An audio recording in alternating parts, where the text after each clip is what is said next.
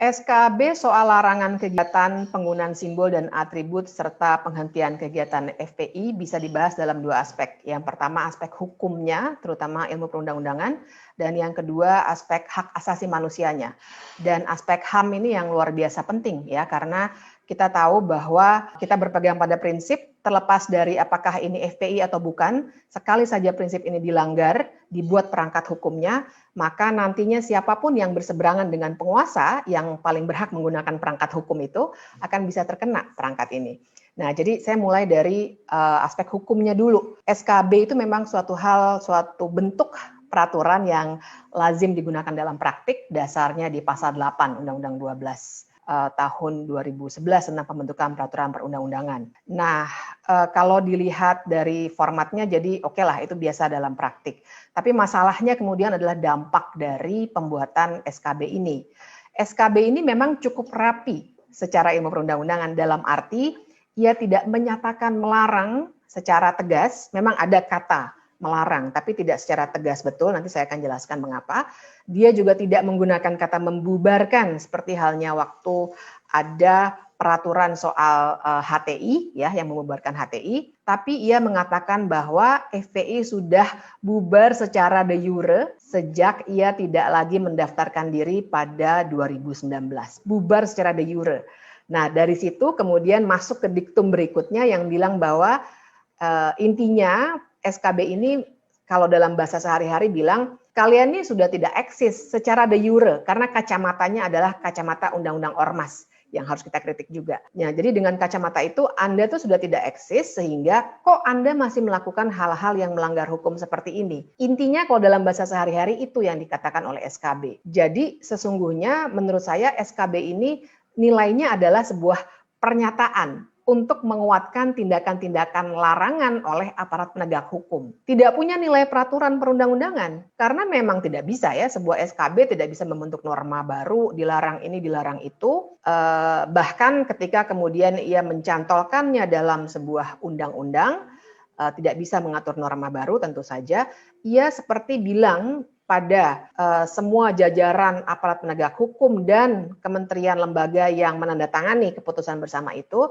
untuk bilang, ayo kalian silakan bertindak. Mereka memang sudah bubar secara de jure. Itu yang dikatakan. Ya, kemudian aspek keduanya, ini yang paling penting, apakah jadi boleh-boleh saja menggunakan SKB yang ya memang tidak melarang, tidak membubarkan gitu, tapi efektif sebenarnya dia efektif melarang. Apakah boleh? Nah ini aspek hak asasi manusianya. Sekali lagi bukan soal FPI-nya, tapi pada dasarnya dalam sebuah negara hukum tidak boleh membubarkan organisasi melalui peraturan perundang-undangan. Organisasi karena dia adalah badan hukum sebenarnya bisa dibubarkan, memang tentu saja bisa dibubarkan suatu organisasi di negara manapun, tapi harus melalui putusan pengadilan. Nah ini yang sudah diruntuhkan konstruksi hukumnya oleh Undang-Undang Ormas tahun 2013 ya, baru kemudian diubah lagi dibuat makin parah pada 2017 dengan perubahan Undang-Undang Ormas yang asalnya adalah Perpu yang kita kenal dulu dengan nama Perpu HTI dalam tanda kutip sudah jadi undang-undang, yaitu perubahan Undang-Undang Ormas tadi. Nah, jadi konstruksi hukumnya di Indonesia sudah dibuat demikian longgar dan sesungguhnya melanggar kebebasan berorganisasi begitu. Nah, jadi berangkat dari situ ke belakangnya jadi makin kacau seperti ini, menggunakan sebuah SKB untuk secara efektif melarang suatu organisasi. Nah, dalam konteks itu SKB ini ya keliru, tidak boleh seharusnya. Karena kalau misalnya para ahli hukum berdebat, oh tapi tidak dibubarkan FPI-nya.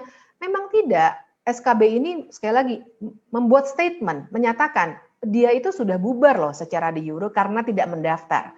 Bahkan SKB ini mengakui putusan Mahkamah Konstitusi, putusan MK-nya itu 82 tahun 2013, yang menyatakan bahwa surat keterangan terdaftar bagi ormas itu tidak wajib. Jadi ormas boleh-boleh saja melakukan berbagai kegiatan walaupun tidak memiliki SKT. Itu putusan MK-nya. Nah, SKB ini juga mengakui putusan MK itu. Sekali lagi bisa dikatakan dalam bahasa sehari-hari, SKB ini bilang, ya silakan Anda beraktivitas, tapi Anda tidak boleh melanggar hukum. Yang mana sebenarnya pernyataan yang sia-sia, karena memang tidak ada siapapun di negara ini yang boleh melanggar hukum gitu. Tapi secara efektif di lapangan, seperti yang sudah kita bisa lihat, bermodalkan SKB ini sebagai legitimasi untuk melakukan pelarangan-pelarangan, kemarin sudah dilakukan secara semena-mena menurut saya. Kemudian beberapa orang ditangkap, digeledah dompetnya dan lain sebagainya begitu ya. Memang tidak ditangkap secara kuhab, tapi paling tidak diletakkan dalam tempat terpisah, digeledah dan lain sebagainya, yang seharusnya tidak bisa dilakukan secara di luar Kitab Undang-Undang Hukum Acara Pidana begitu. Tapi kemudian aparat penegak hukum menjadi merasa punya legitimasi politik karena adanya SKB ini. Nah, jadi buat saya di situ. Silakan kita bisa berdebat secara hukum. SKB ini memang tidak membubarkan FPI, tidak juga menyatakan FPI sebagai organisasi terlarang, tapi secara efektif ia memang melarang FPI untuk melakukan kegiatan-kegiatan tertentu dan juga menggunakan simbol, atribut dan lain sebagainya. Nah, jadi idealnya bagaimana? Idealnya ya harus melalui pengadilan.